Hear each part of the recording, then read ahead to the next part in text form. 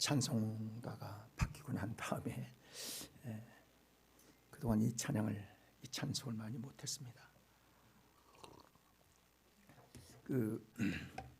우리가 찬송을 한 장씩 이렇게 배워 나가는 것도 참 좋습니다. 근데 모르는 찬송을 안 하게 되니까 찬송 모르는 부분이 꽤 있어요. 저도 보면 한 3분의 2 정도는 찬송을 부르고 3분의 1 정도는 아마 하지 않는 부분들이 많이 있구나 하는 것들을 이제 어떤 모임을 가든지 그래서 그 좋은 찬송이 있는데 왜 안 했지? 근데 이제 이게 바뀌다 보니까 가사도 바뀌고 그러다 보니까 더 좀 계속 이렇게 불렀던 그런 기억이 없어서 아마 그런 것 같다 하는 생각이 들어서 우리 교회도 한 장씩 이렇게 배워 나가는 것도 좋지 않을까 하는 생각을 갖게 되면 이게 한 10번 듣고 또 부르고 그러면요 금방 익숙해져요. 근데 이제 안 부르면 아주 생소하게 되는 거예요. 자, 오늘 성경 인물 중에 사랑의 사도였던 요한에 대한 말씀을 우리가 살펴보면서 은혜를 나누고자 합니다. 하나님은 사랑이시잖아요. 근데 그 사랑을 하나님께로부터 받고 예수님께로부터 그 사랑을 받아서 실제로 제자 중에 하나님 사랑과 이웃 사랑을 강조했던 이 이 요한 사도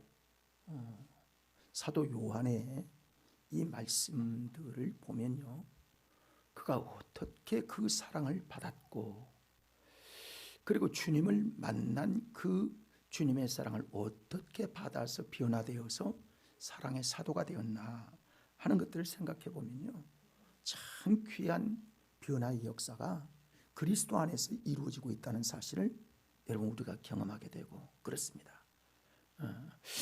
우리 자신도요, 우리 그리스도인 자신도 하나님의 사랑에 귀하고 정말 내가 그 사랑에 충만해서 주님 이름만 부르러도 눈물이 촤르르 흐르는 이런 성령의 은혜가 우리에게 있을 때에 내가요 아주 날카롭게 정말 그 유리처럼 날카로운 유리 조각처럼 날카로운 여러분 사람들의 말을 들어보면요 말 속에서 나오는 그것이 그 사람의 인격이거든요. 그 속에 숨겨져 있는 자아가 그 속에서 우리가 나타나는 것들을 볼 수 있거든요.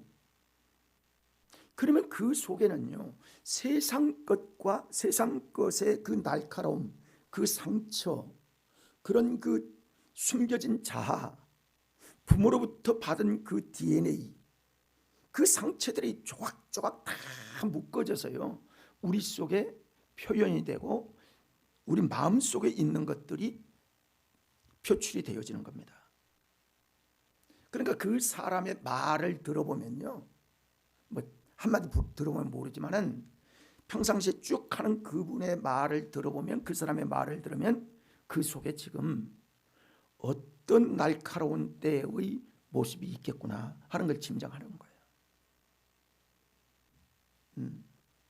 그래서요 심리학을 보면 심리학을 꼭 믿는 건 아니지만은 그러나 그 보면 그러더라고요. 저도 심리학 전공을 조금 해보고 또 이런 부분들을 좀 공부를 해서 보면 그것들 내 지금 인격이 형성되기까지 어떤 영향들을 받았나, 환경의 영향, 특히 부모의 영향, 또는 가장 사랑하는 이웃에 대한 영향력, 이런 것들이 모아 조각이 되어서 내 안에 지금 심겨진 채로 있는 거예요. 근데 그것들이 뽑혀나가기 위해서는요 하나님의 사랑이 우리 속에 들어와야 돼요. 그렇지 아니하면은 인간은요 변화가 될 수가 없어요. 언젠가 나와요. 근본이 변화될 수가 없어요. 근데 사도 요한은요 완전히 바뀐 그 역사를 우리에게 보여주고 있기 때문에 기독교 역사는 사랑의 특징으로 나타나잖아요. 그것들이 바로 사도 요한을 통해서 어떻게 그가 사랑의 사도가 되었는가를 보여지게 되는 겁니다. 사도 요한의 생애를 잠깐 보면요, 그의 가정 환경은, 그는 아버지가 세베대예요. 그분은, 그 가정은 원래 어부예요. 베드로도 어부였던 것처럼 그들도 어부예요. 근데 그 세베대의 가정은 그 아들 야고보와 요한이 형제인데, 이 가정은 부요했을 것이다라고 학자들은 얘기를 합니다. 부요했을 것이다. 형도 같은 예수님의 제자 중 하나인 야고보지요. 그러니까 그 예수님의 제자가 되기까지 갈릴리 바다에서 고기를 잡고 있었던 그런 사람들입니다. 예, 마가복음 1장 19절의 말씀을 보면요, 조금 더 이제 우리 그 가정을 조금 볼 수 있는데요. 같이 읽어볼까요? 조금 더 가시다가 세베대의 아들 야고보와 그의 형제 요한을 보시니 그들도 배에 있어 그물을 깁는데, 그러니까 어부지요. 그때에 우리 주님이 그들을 부르신 겁니다. 그 사도 요한을 보면요, 성격이 굉장히 급하고 매우 급하고 그런 사람들이에요. 그래서 예수께서요, 그 형제들을 둘이 똑같이 별명을 지어줬는데 우리의 아들이라 하는 별명을 지어줬어요. 우리의 아들이라, 굉장히 아주 급하고 강하고 그런 것들이 그냥 느껴지잖아요. 그런 사람들이었어요. 그러니까 하나님 앞에 우리가 다듬어지기 전에는요, 우리 다 똑같아요. 한가닥 했던 사람들이에요. 볼 거 없어, 뭐 누구나 할 거 없이요. 그러니까 하나님의 인격으로 다듬어지지 않으면요, 우리 입이 거칠고 마음이 악하고, 처음부터 아주 순전한 사람도 없잖아 있어요. 착한 분들도 없잖아 있어요. 근데 특히 남자들은요, 이 세상을 아주 경쟁 사회에 살아가다 보면 이런 어려움이 많이 있어요. 그게 성격의 형성으로 되어서 그런지는 모르지만은 이렇게 되었어요. 마치 이북 사람들이 와서 사투리를 쓰면요, 싸우는 것 같아요. 싸우는 거. 그런 것처럼 그런 환경의 지배를 받을 수 있었던 사람들이었다. 예수님께서 예루살렘으로 올라가시던 중에 사마리아를 거쳐 가시게 됐어요. 이제 제자들과 함께 올라가는 거예요. 그런데 예수님의 소문이 이미 여기서도 기적이 나고 저기서도 하나님의 말씀을 받아서 구원을 받고 하나님을 믿는 사람들이 점점 많아지고 예수의 제자들을 중심으로 해서 오병이의 기적이 일어나고 그 이야기가요, 순식간에 퍼져나가는 거예요. 근데 사마리아 지역을 가는데 예수님을 반대하는 거예요. 사마리아 사람들이. 그러니까 그들은 하나님에 대해서, 예수 그리스도에 대해서 아직 전혀 인식을 하지 아니하고, 그리고 그 사마리아 성에 있는 사람들이 그럼에도 불구하고 예수님이 수가성의 여인을 만나서 그 사마리아가 변화되어지는, 이 수가성이 변화된 그런 역사를 보면 참 놀라운 일이 아닐 수가 없죠. 근데 그때 그걸 본 세례 요한이요, 예수님께 뭐라고 하냐, 예수님 그냥 저 사람들을 그냥 쓸어버릴까요? 이렇게 이야기해서 예수님께서 책망하는 일들을 보게 됩니다. 그러니까 그만큼 성격이 급하고 또 과격한 이런 모습을 이 세례 요한에서 볼 수 있기 때문에 그의 별명이 우리의 아들이라는 이야기를 들을만 하다는 생각을 갖게 됩니다. 그런 야심이 있는 사람이었습니다. 다른 사람에게 지기를 싫어했어요. 그래서 예수님 앞에 장차 하나님의 나라가 오면 나와 우리 형 두 사람이, 한 사람은 주님의 우편에 한 사람은 주님의 좌편에 앉혀주십시오 라고 했던 사람들이 이 두 형제라고요. 그러니까 그 일 때문에 제자들에게 책망을 받는 이런 사람이었어요. 그 함부로 얘기할 수 있는 게 아니거든요. 또 베드로도 있는 베드로 뭐 무시하고 그냥 자기 야심을 했던 나타냈던 그런 사람들입니다. 그래서 특별한 주의를 원하고 특별한 야심이 있는 그런 사람들이었습니다. 여러분, 그래서 사실은요, 그런데 베드로, 수제자가 베드로잖아요. 근데 그 제2인자 베드로 다음에 야고보와 요한이 꼭 이 세 분의 제자들을 같이 특별한 자리에는 같이 데리고 다니는 예수님의 모습을 보면 그들에게는 그 우레 같은 성격이 나중에 변화되어서 하나님 앞에 귀하게 쓰임받을 믿음의 사람이라는 사실을 예수님께서 미리 알고 계셨던 것들을 우리에게 시사해 주고 있습니다. 그래서 하나님의 사람으로 변화되는 데 있어서는요, 이렇게 어떤 모습들이 옛 모습과 그리고 현재의 모습이 이렇게 달라지는 이 변화되는 모습들이 그리스도 안에서 반드시 있어야 된다는 거죠. 우리 자신들이 그렇지 않습니까? 저도 뭐 똑같아요. 저도 그런 것 같아요. 지금도 옛날 그 모습들도 나타나고 있는 그런 부분들을 볼 수 있어요. 그러나 조금씩 제 개인적인 이야기일지 모르지만요, 나이가 조금씩 들어가니까 힘이 좀 빠지더구먼. 힘이 조금씩 빠지더구먼요. 그래서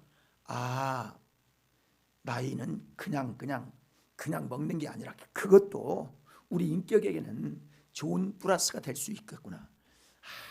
젊을 때는 성질이 과격하고 급하고 이런 것들을 한 번 더 생각해보고 또 힘이 빠지니까 좀 다시 좀 재고해보고 또 신중해보고 그런 부분들이 필요하다는 거죠. 그의 제자들의 활동을 보면요, 본래 세례 요한을 통해서 그는 회심을 했습니다. 회개하라 천국이 가까웠느니라 할 때에 그때 요한과 야고보가 그때 세례 요한의 제자들이 된 거예요. 그런데 세례 요한의 제자들이 되었는데 예수님께서 세례 요한이 하나님의 어린 양이로다 하고 예수님을 높일 때에 그들이 변화되는 거예요. 저분이 메시아이구나. 저분이 바로 하나님의 은혜로 우리를 구원한, 죄를 구원하실 어린 양이구나 하는 걸 알고 세례 요한을 쫓다가 예수님의 제자가 된 겁니다. 참 좋은 선택이죠. 또 세례 요한도 전혀 자기 어떤 사심이 없이 제자로 예수님의 제자가 되어지는. 사랑하는 여러분, 예수 믿는 게 그렇게 중요합니다. 여러분, 예수님을 선택하는 것이요, 이렇게 놀라운 역사를 알게 하는 거예요. 그래서 예수님을 만나게 되자 예수님의 뒤를 곧바로 쫓기 시작한 거예요. 특히 베드로, 야고보와 함께 예수님이 정한 특수한 사역을 위해서 쓰임받는 새 제자라고 하나님께 영광을 돌렸던 그런 일들을 우리에게 보여줍니다. 예수님께서 십자가에 달리셨을 때, 여러분, 중요한 얘기인데요, 예수님이 십자가에 달리실 때 예수님께서 십자가 상에서 요한에게, 마리아가 울고 있을 때에 예수님이 십자가 상에서 얘기하는, 요한아, 너희 어머니다. 여러분, 그러면 요한이 거기에 있었다는 거예요, 없었다는 거예요? 십자가 밑에 있었다는 거예요, 없었다는 거예요? 멀리 있는 거예요. 그래서 예수님은 십자가 상에서 요한을 바라보고 있는 거예요. 그리고 어머니가 뒤에서 울고 계시는 그걸 보고서 요한아, 내 어머니지라. 그러니까 요한에게 자기 어머니를 맡길 만큼 요한은 주님을 사랑했던 사람임을 알 수 있는 거예요. 그러면 그동안에 변했다는 거야, 안 변했다는 거야? 변한 거예요. 주님의 사랑을 그렇게 받았다는 거예요. 여러분, 사랑받아야 변화되는 겁니다. 사랑이 아니고서는요, 변화가 일어날 수 없어요. 부모의 사랑을 받아야 자기가 부모가 되면 자식을 사랑할 줄 아는 거예요. 저는요, 부모의 사랑을 저는 경험이 없어요. 아니, 아버지도 얼굴도 못 보고 어머니도 뭐 5살에 돌아 부모의 사랑을 어떻게 받아봤겠습니까? 그래서 세상이 다 삐뚤어지게 보여. 그래서 부모 손을 잡고 가는 애들을 봐도요, 너는 어떤 복이 있어서 부모 엄마라고 부르냐? 너는 어떤 복이 있어서 부모의 손을 잡고 그렇게 다정하게 걸어가냐? 아주 삐뚤어지게 보는 거예요. 이게 뭐예요? 심리적으로 사랑에 받지 못한 상처가 깊이 있으면요, 그렇게 표현이 될 수밖에 없는 거예요. 근데 주님의 사랑을 받게 되니까, 주님을 3년 동안 사랑을 받고 같이 동거동락하고, 그리고 주님의 그 말씀을 듣고 그가 점점 변화가 되어집니다. 그리고 어머니를 자기의 부탁을 받고 그만큼 그는 주님의 수제자의 삶을 살 만큼 그런 믿음의 바탕이 거기에서 이루어졌던 사도 요한의 변화의 모습을 보게 됩니다. 사도행전에 나타나는 몇 가지 중요한 사건을 보면요, 베드로와 함께 성전 미문에서 안진뱅이를 고쳤던 그 역사가 우리에게 기억되죠. 내게는 돈이 있거나 내게는 다른 어떤 너에게 줄 만한 건 없지만 주 예수 그리스도, 내게 있는 예수 그리스도를 내게 예수 그리스도의 이름으로 명하노니 일어나 걸어라 라고 했을 때, 그 성전 미문에서 구걸하고 거지처럼 살아가던 그 사람이 벌떡 일어나서 성전에 가서 뛰기도 하고 걷기도 하는 이런 놀라운 역사가 베드로와 요한을 통해서 이루어졌던 역사를 여러분 볼 수 있습니다. 뿐만이 아니라 예루살렘 교회의 탁월한 지도자로서 베드로와 요한이 책임 맡을 만큼 그러한 귀한 일들을 하게 된 거예요. 그리고 나중에는요, 에베소 교회를 사도 바울이 맡게 함으로 그 에베소 교회의 목회자가 되었던 그분들을 볼 수 있게 되고요, 그곳에서 일할 때도 열심히 일한 이 사도 요한의 모습을 보게 됩니다. 그의 자신이 생명의 위협에도 불구하고 잘못된 자들을 깨우쳐서 그리스도께로 다시 돌아오게 하는 이 일에 열심히 했던 사도 요한의 모습을 보게 되죠. 그래서 말년에 그는 로마의 도미티안 황제의 박해시에 그는 이제 기독교인이기 때문에 반모섬으로 유배를 당하게 됩니다. 근데 반모섬에서 요한계시록의 역사를, 그의 영안을 열고 하나님께서 보게 하신 거죠. 이게 참 우리를 알 수가 없어요. 하나님께서 그렇게 표현합니다. 요한계시록에 그를 데리고 천국으로 올라가서 천국에 있는 예루살렘 성을 보게 하셨다. 그를 데리고 그랬어요.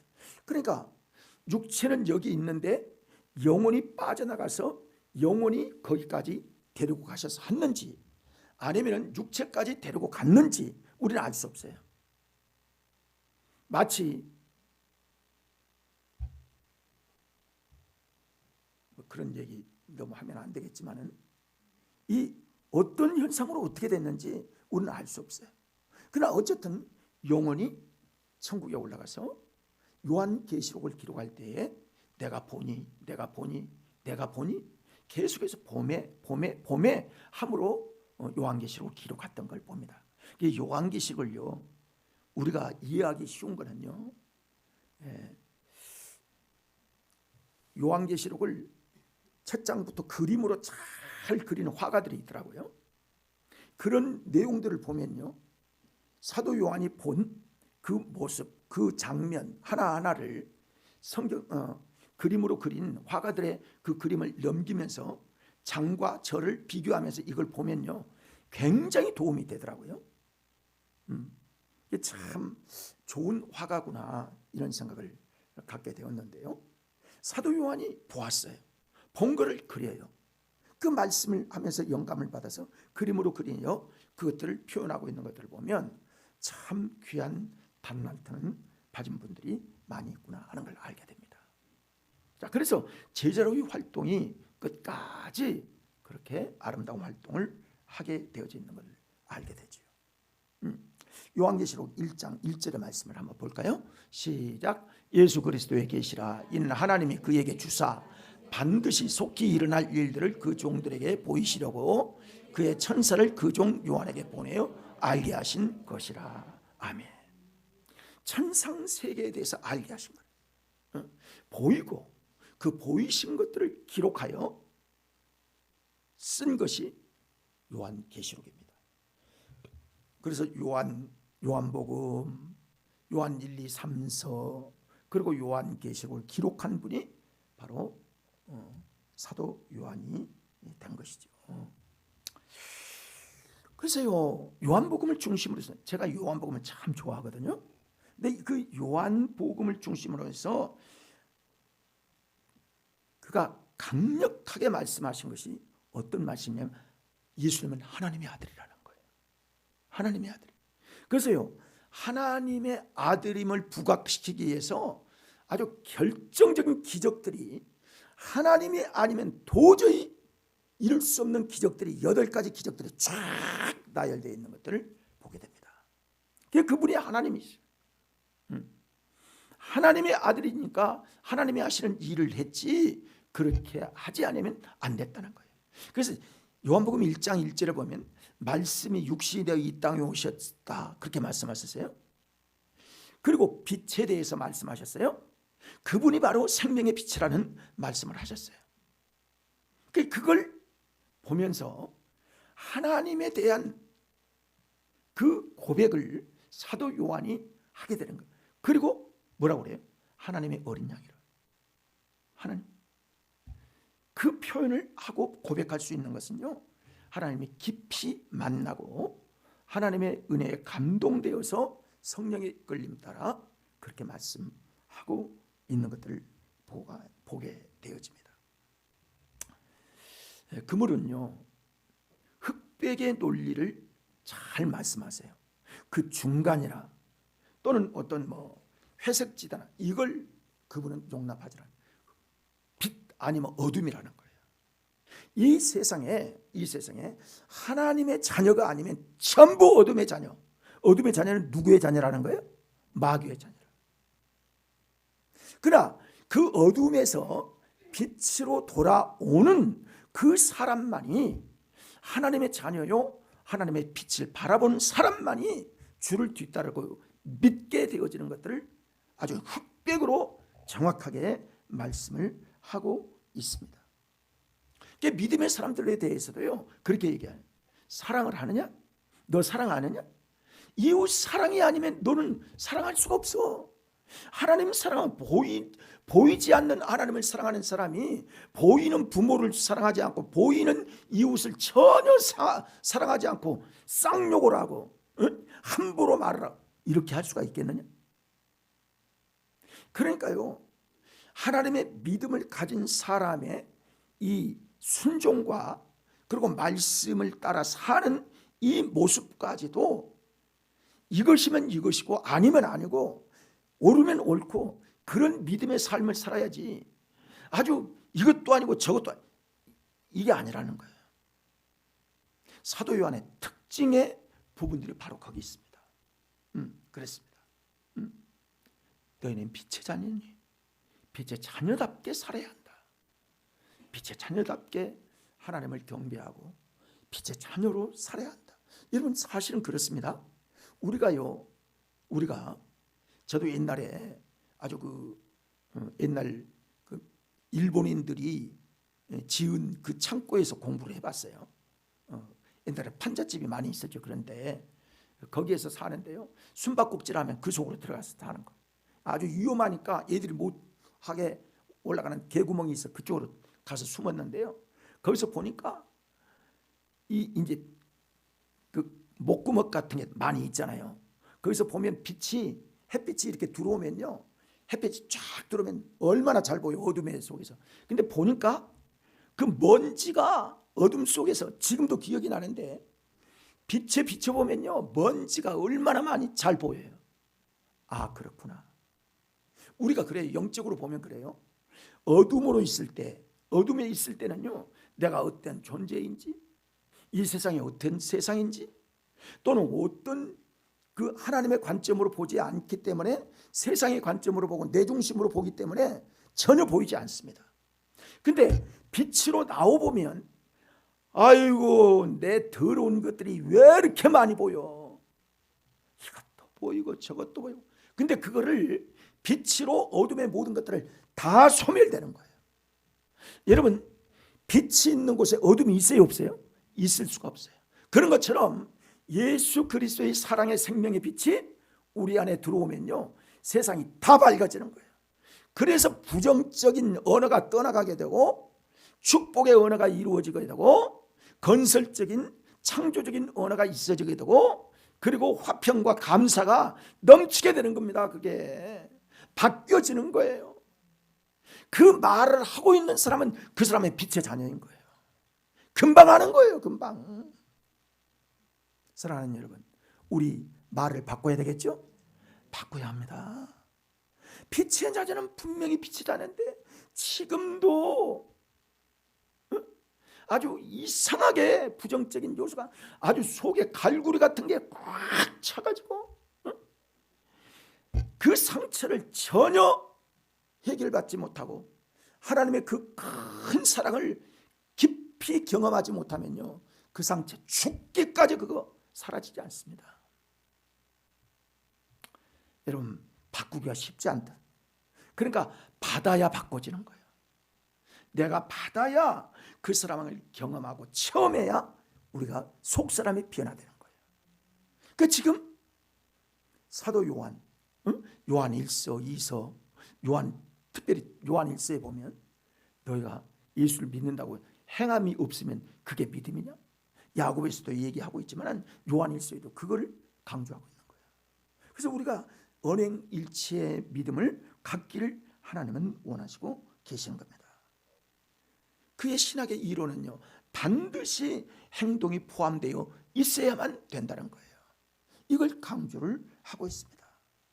그래서요, 예수님이 육체로 이 땅 위에 오신 도성인신이라고 하는데, 예수님이 이 땅 위에 육체를 입고 이 땅에 오신 사실을 시인하면 너는 그리스도인이야, 너는 구원을 받았다라고 얘기하는, 그게 기준이에요. 그게 믿음의 사람들의 믿음의 기준입니다. 예수님께서 하나님이신 그분이 이 땅 위에 인간의 몸을 입고 오신 이유는 너와 나의 죄를 구원하기 위하여 이 땅에 오신 예수 그리스도의 십자가를 내가 믿고 너의 죄를 십자가에서 담당한 사실을 내가 믿으면, 이게 이제 성육신이죠. 이 사실을 믿어야 너는 진짜 구원을 받은 것이지, 그게 이성적으로 믿어지냐, 그게 과학적으로 증거가 되냐, 자꾸 이런 너 구원 못 받았어. 너 형식적으로 누구 얘기 듣고 너 구원받은 것 같지만 실제로 네 삶 속에 그 은혜를 진짜 확신하지 않으면 너 구원 못 받은 거야. 이렇게 얘기한 분이 바로 요한이라는 거예요. 여러분, 믿어지십니까? 믿어져야 합니다. 이거 진짜 믿어야 합니다. 이게 믿음의 구원의 역사예요. 사람의 말 따라서 믿습니까 하면 이거 가지고는 내 마음속에 정말 믿어져야 돼요. 확신돼야 돼요. 이거는요, 누가 시킨다고 하는 게 아니에요. 내가 정말 하나님을 만나고 하나님의 은혜를 경험하고 하나님의 은혜가 내 마음속에 풍성해야 내 속이 예수 그리스도의 영으로 채워져서, 여러분, 우리 속에 예수님이 들어있으면 누가 뺨을 때려도 예수가 나오게 되는 거예요. 아무리 어려운 상황 속에서도 예수가 나오게끔 되는 거예요. 예수님의 뜻이 뭘까? 하나님, 이 때 나는 어떻게 해야 할까요? 하나님의 뜻이 무엇입니까? 내가 무엇을 맡을 때에도 하나님 뜻이 무엇입니까? 하나님 뜻을 역행하지 않도록 하고 늘 그러면서 주와 동행하는 삶을 살게 되어지는 것입니다. 그렇습니다. 그래서 이 사랑의 실천이 우리에게 그렇게 말씀하고 있는 거예요. 사랑은 여기 있으니 우리가 하나님을 사랑한 것이 아니라 하나님이 우리를 먼저 사랑하사 우리를 속하기 위하여 화목제물로 그 이름을 그 아들을 보내셨습니다. 이게 마음속에 확 믿어지는 거예요. 하나도 의심이 안 돼요. 오전에 말씀드렸죠. 마리아가 은혜를 받을지어다 평안할 너희가 처녀의 몸인데 너에게서 내가 잉태하는 예수가 네 몸에서 나게 하리라. 계집 종인이 주 뜻대로 되게 하옵소서 하고 고백하는 것처럼 이게요 누가 시켜서 하는 거예요? 누가 가르치는 거예요? 과학으로 증명하는 거예요? 전혀 그런 게 그냥 믿어지는 거예요. 여러분 하나님의 말씀 믿어지기를 바랍니다. 이 믿음으로 역사하는 거예요. 믿음으로. 요한일서 1장 8절의 말씀을 한번 볼까요? 읽어봅니다. 만일 우리가 죄가 없다고 말하면 스스로 속이고 또 진리가 우리 속에 있지 아니할 것이요. 그래요. 죄가 없다고 말하면 죄 없는 사람이 누가 있어요? 너 스스로 속여야 돼. 우리 속에 세상 사람들은요 우리가 죄에 대해서 지적을 하잖아요. 우리를 아주 이상한 사람 취급한 자기의 죄를 모르는 왜 그럴까요? 빛에 나와 봐야 어둠의 세계를 알게 되는 거거든요. 근데 어둠 속에서는 빛을 이해를 못하는 거예요. 어둠에서 빛으로 나와 봐야 아하 나 옛날에 세상의 어둠 속에 죄악 속에서 살았구나. 마귀의 종으로 살았네 하는 그때야 아는 겁니다. 그러니까 양쪽을 다 봐야 그들을 이해하게 되고 그들을 불쌍히 여기게 되고 그들을 사랑하게 되고 그들의 관심을 기울여서 한 영혼이라도 주 앞에 인도할 수 있도록 우리가 복음으로 살 수 있는 믿음으로 살아가게 된다는 거예요. 자, 그가 증거한 사랑의 성격들을 우리가 조금 더 보겠습니다. 자, 여러분 하나님은 무엇이라? 사랑이시라. 하나님 자체가 사랑이시래요. 왜 하나님은 사랑이실까요? 여러분 하나님이 먼저 우리를 사랑하셨기 때문에 먼저 사랑할 그런 자격이 있어서 우리를 사랑하셨나요? 아니에요. 하나님이 그냥 일방적으로 사랑하셨어요. 그런 이 하나님의 사랑을 우리는 깨닫질 못해요. 우리는 양 같아서 다 어디에 가야 좋은 풀이 있을까? 어디에 가야 뭐 있을까? 뭐 그러는 거예요. 어디 있으면 독수리가 있는지 어디 가면 뱀이 있는지 그것도 몰라요. 그냥 우리는 그냥 나의 목적대로 살아가는 게 그게 인간의 모습이었어요. 근데 하나님이 먼저 우리를 사랑하사 우리를 구원하셨어요. 그 방법이 아니면요 이 사랑의 근본적인 은혜가 아니면 우리 인간은 단 한 사람도 주님 앞에 구원받을 사람이 없어요. 하나님은 사랑이시라. 그리고 하나님이 독생자를 주셨다는 거예요. 여러분 독생자를 주셨다는 거 이거 아브라함을 통해서요 이삭을 바친 여러분 창세기 22장의 말씀을 우리가 볼 때 이야 우리 주님의 마음이 어땠을까? 아브라함 100살에 낳은 그 아들이 이제 20세 가까이 장성했을 때 하나님이 바치라고 할 때 그를 묶어드리는 그 아버지의 마음은 어땠을까? 독생자를 이 땅에 보내신 하나님의 사랑이 그렇게 귀한 사랑이었다는 사실을 사도 요한은 알고 있다는 거예요. 그래서 이렇게 표현을 한 겁니다. 독생자를 주셨다. 그리고 하나님은요 우리에게 용서하시는 사랑입니다. 용서하셔요. 하나님이 용서하지 아니하면 우리가 어떻게 주님의 은혜로 살아갈 수 있겠습니까? 이게 뭐예요? 구원의 은혜예요. 구원의 사랑이에요. 이걸 하나님이 주셨어요. 요한일서 4장 9절의 말씀을 볼까요? 시작. 하나님의 사랑이 우리에게 이렇게 나타난 바 되었으니 하나님이 자기의 독생자를 세상에 보내심은 그로 말미암아 우리를 살리려 하심이라. 그러면 여러분 독생자를 이 땅에 보내서 우리를 죄악을 담당하시게 해서 우리가 살아났기 때문에 우리는 그동안 어땠던 사람들이에요? 우리의 영혼이 죽었던 사람들이에요. 사망 가운데 있는 사람, 심판 가운데 있는 사람이에요. 자동 심판에 있는 사람이었습니다. 그래서 하나님이 우리를 구원의 사랑으로 우리를 사랑하셨다. 그래서 사도 요한은 말하기를요 형제의 사랑은 하나님 사랑의 증거라는 거예요. 증거라는 거예요. 여러분 우리 특히요 그리스도 안에서 우리 교인들 즉 부부관계도 그렇고 자녀들 그거야 뭐 인간적으로 다 사랑하고 그러지. 그런데 뭐 자녀들 부모의 관계도 그렇고 특히 우리 믿음의 성도들끼리 서로 사랑해야 합니다. 진짜 사랑해야 합니다. 정말 사랑해야 합니다. 진심으로 사랑해야 합니다.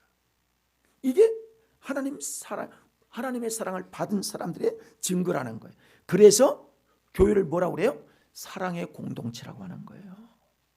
여러분 보기만 하면 사랑스러우시기를 바랍니다. 이 사랑이 있어요. 이 사랑이 있으면요 되는 거예요. 미국에서 그런 얘기를 제가 들었어요. 어떤 미국에서 어떤 사람이 교회를 가고 싶은데 어느 교회를 갈까 하다가 뭐 잘 몰라서 그 택시를 잡아가지고 택시 기사한테 나 교회를 가고 싶은데 어디 교회를 가야 될지 모르겠다고 혹시 아는 데 있습니까? 그랬더니 가만히 생각하더니 그 택시 기사가 말하기를 어디가 좋은 건 모른데 내가 딱 추천하고 싶은 교회가 있습니다. 나는 이 교회도 운전을 해봤고 저 교회도 가봤고 많이 갔는데 그 교회를 가보니까 그 교회 성도들이 다 얼굴이 밝고 웃고 은혜가 있고 얼굴이 항상 웃음기가 있는 그 교회가 좋은 교회 아닙니까? 거기로 가세요. 그러더라는 거예요. 여러분 뜨끔하죠? 그렇죠? 안 그래요? 그 교회가 좋은 교회예요. 사랑이 있는 교회. 그 교회가 은혜가 있는 교회예요. 삶이 바뀌어지지 않는 모습으로 살아가는 거예요. 이 얼마나 괴로운 겁니까, 여러분? 행복이 있겠습니까? 감사가 있겠습니까? 우리 교회도 그런 교회가 돼야 되겠죠? 그러면요 바뀌어지는 거예요. 우리끼리도 행복하고요. 다른 사람이 볼 때 이야 여기가 천국이네 여기가. 그래서 변화가 되어서 교회에 정착을 하게 되고 교회에 하나님의 영광을 보게 되어지는 것입니다. 그 다음에요 모든 사랑은 죄를 이길 수 있는 무기가 된다는 거예요. 사랑이 허다한 죄를 이길 수 있는 무기가 된다는 거예요. 사랑이 다 덮는다는 거예요. 미움을 덮어버린다는 거예요. 사랑의 특징을 그렇게 얘기합니다. 또 한 가지는 이단을 용납하지 않은 사랑을 그가 말하고 있어요. 자, 백이 아니면 흙이라고 얘기했잖아요. 보면 그렇습니다. 요한 2서 10절 11절 말씀 봅니다. 요한 2서 시작. 누구든지 이 교훈을 가지지 않고 너에게 나아가거든 그를 집에 들이지도 말고 인사도 하지 말라. 그에게 인사하는 자는 그 악한 일에 참여하는 자임이라. 여러분 우리가요 영적 생활을 하는 데 있어서 정이 있고 영이 있어요. 영적이 그래요. 우리 마음이 있고 영적 생활이 있어요. 우리는 영의 사람이지 정의 사람이 되어서는 안 된다는 거예요. 그 이단을 얘기하는데 이 이단 세상의 것들 이 사람들과요 짝할 수가 없다는 거예요. 하나님의 사람은 하나님의 영을 힘입고 살아야지 이 세상 친구 따라다닌다든지 이 세상의 어떤 이단들을 따라다닌다든지 집에 들이지도 말라는 거예요. 이단들은 집에 들이지도 인사도 하지 말라는 거예요. 이 사도 요한의 특징입니다. 이게 이 인간관계를 어떻게 그럴 수 있냐 이렇게 얘기하지만은 사도 요한은 그렇게 얘기해요. 왜? 영이 그렇게 중요하더라고요. 영이. 여러분 사람과요 아주 이상한 사람들과 만나서 자꾸 대화하고 그러잖아요. 사기꾼을 가까이 하면요 사기꾼 만납니다. 여러분 술주정뱅이는요 술주정을 하는 자꾸 술집에 따라다녀. 한 잔만 해봐. 안 해. 한 잔만 해. 이 남자가 그것도 못해? 나 딱 한 잔만 한 잔 하면요 할 줄 아네. 한 잔 더 해. 한 잔이 어딨어. 그렇게 따라가는 거예요. 이게 세상입니다. 아주 단칼에 자르라는 거예요. 그걸 얘기하는 거예요. 그리고 사도 요한은요 끝까지 주님을 따르는 제자였습니다. 아까도 얘기했죠. 십자가 앞에서 내 어머니니라. 그러면 거기까지 따라갔다는 거예요. 응? 여러분, 특이한 복음이 왜 제가 좋아하냐면 요한복음은요, 마태, 마가, 누가에는 그런 기록이 없어요. 요한복음에 나타나만, 요한복음에만 그 기록이 있어요. 그러면 예수님이, 자 보세요, 십자가에서 마지막에 예수님께서 내가 목마르다 라고, 그 칼쯤 피 다 쏟아졌죠. 물이 다 쏟아졌죠. 그게 목마르죠. 이 목마르다는 이야기를요, 어디만 기록했냐면 요한복음에만 기록하고 있어요. 그러면 여러분, 요한만 그 자리에 있었다는 거예요. 예수님이 십자가에 달린 그 십자가를 바라보면서 예수님이 죽어가는 그 모습을 요한은 보면서 눈물을 흘리며 지켜봤기 때문에 내가 목마르다라는 이야기를 쓴 거예요. 요한복음에. 예수님이 다 이루었다는 그 말을요, 마타, 마가, 누가는 없어요. 요한복음에만 그 말씀이 기록됐다는 것은 끝까지 주님이 지켰던, 돌아가신 그 무렵까지 그 말씀을 들었기 때문에 사도 요한은 거기에 쓴 겁니다. 이해가 되죠? 이렇게 주님 뒤를 따랐던 분이 요한. 여러분, 십자가에서 거기에서 끝까지 따라갔다는 거, 이거 아무나 할 수가 없는 거예요. 생명 걸지 않고서는요 그렇게 따라갈 수가 없어요. 그래서 요한은 주님의 사랑을 그렇게 받았고 주의 사랑 앞에 그가 녹아진 거예요. 그리고 아리마다 요셉이요, 자기의 새로 판 무덤에 예수님을 장사했잖아요. 거기에도 따라간 거예요. 그거 기록한 거예요, 요한이. 그렇게 주님을 끝까지 따랐던 분입니다. 최고의 헌신을 한 거예요. 그는 용감했고 최후까지 예수님께 헌신한 그런 분이었습니다. 하나님의 어린 양을 마지막까지 보신 분이 바로 요한이었어요. 그래서 죽음, 부활을, 생명을 걸고 내가 보았다, 내가 만났다, 내가 믿는 그 예수님이 바로 나의 구원자, 메시아요, 우리의 그리스도요, 우리의 구원자임을 강하게 얘기한 겁니다. 요한은 생애를 거듭나게 하는, 요한복음에 그런 말씀이 있잖아요. 니고데모와의 대화를 통해서 얘기하잖아요. 너 부모로 말미암아 엄마 배에서 나온 거 너 맞지? 다 사람은 그렇게 한번 태어나는 거야. 그러나 성령으로 거듭나지 않고서는 하나님의 나라에 들어갈 수가 없어 한 이야기를요 사도 요한이 한 거예요. 우리도 마찬가지입니다. 성령으로 거듭난 사람만이 하나님의 나라를 상속으로 받는다고 분명히 말씀하셨어요. 생애 처음에는 우리의 아들처럼 급하고 아주 함부로 얘기할 수 있었던 조급한 사람 성격을 가지고 있어요. 그는 주님을 따라가면서 주님의 제자로서 점점 변화된 겁니다. 주님의 사랑의 모습을 그가 본받은 거예요. 주님의 사랑이 그렇구나. 그런 온유하신 분이구나. 화를 그렇게 참으시구나. 그렇게 말씀도 함부로 하지 아니하시구나. 정말 구원의 역사를 위하여 그런 놀라운 기적과 능력을 베푸시면서도 끝까지 사랑하시는구나. 여러분, 이 사랑 위해서 우리도 기도해야 되겠죠?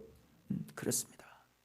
오늘 사도 요한의 그 사랑의 모습을 보면서 우리 마음속에도 예수님의 사랑이 늘 함께함으로 우리도 사랑의 사람이 되어서 사도 요한이 변화된 것처럼 우리도 변화되어서 하나님의 제자로서 하나님의 기쁨이 되어지는 우리 믿음의 권속들 되기를 간절히 소망합니다. 기도하겠습니다.